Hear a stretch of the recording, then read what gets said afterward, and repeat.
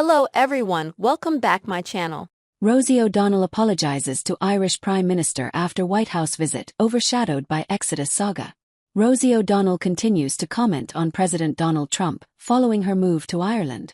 Last week, O'Donnell appeared on Ireland's Late Late Show, where she discussed her recent decision to move out of the US, her long-standing feud with Trump and more.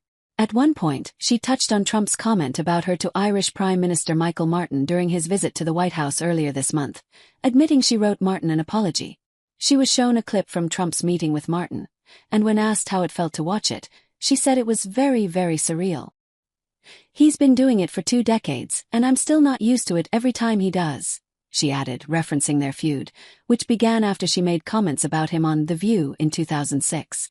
O'Donnell continued, "I felt very troubled that they put the Taoiseach, Irish Prime Minister, in that position and didn't treat him with the respect that a leader of that kind deserves when he's visiting the White House. I wrote the Taoiseach with a little note apology to his email and got a note back that they had received it and thanked me. But I just wanted him to know the history and what happened and why he seems to be out to get me in ways that are startling to most." During Martin's visit with Trump on March 12, a reporter asked him, "Why in the world would you let Rosie O'Donnell move to Ireland? I think she is going to lower your happiness." Before Martin could answer, Trump chimed in and replied, "That's true. I like that question.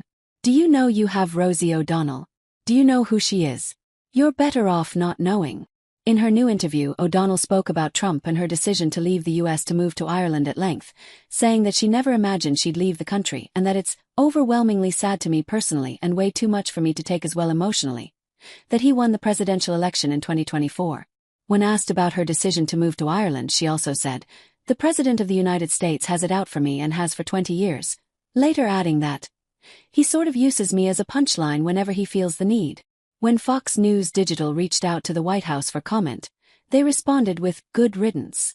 O'Donnell and Trump have been involved in a feud since 2006 after she criticized him on The View about his leniency toward a Miss USA winner who had been accused of drug use and other bad behavior.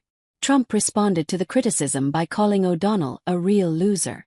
At the time, in reference to Miss USA Tara Conner, Trump said he was a believer in second chances. "Tara is a good person. Tara has tried hard.